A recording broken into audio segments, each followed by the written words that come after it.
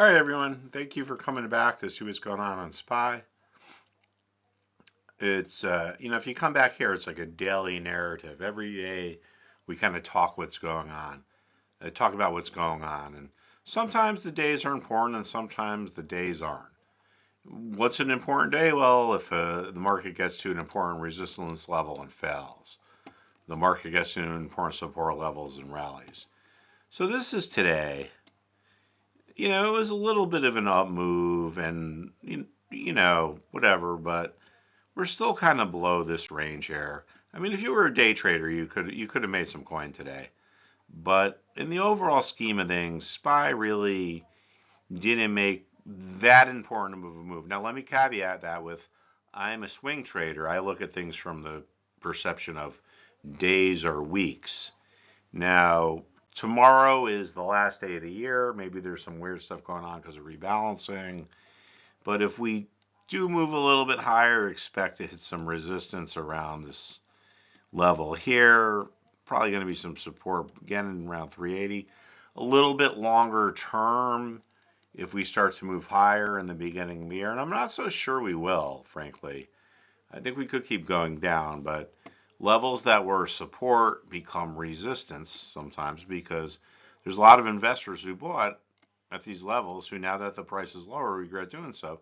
So they tell themselves they want to get out, but they don't want to lose money. A lot of people probably bought here on the close. So they say, all right, well, if I can get out of this at break even, I'm going to sell. So they place their sell orders at the same level they have their buy orders at. Yeah, can't even talk. Buy orders. So if there's enough remorseful buyers placing sell orders at the former support level, what was support becomes resistance. Another phenomena we get in markets is market memory. This was a bottom back here in November around 372. A lot of times markets have memories. They form support or resistance where it was before. Is it because there's so many investors who looked at it back here that said, I'll buy it if it gets back to this level? Or if there were short sellers that say if it gets back to it, I'm going to get at break even? I don't really know. I've been doing this for 2.5 decades and I still don't completely understand it. But I still don't completely understand how a damn light bulb works. I know if I flick the switch, it's going to come on, and if I flick the switch, it's going to go off. But a lot of traders overthink things.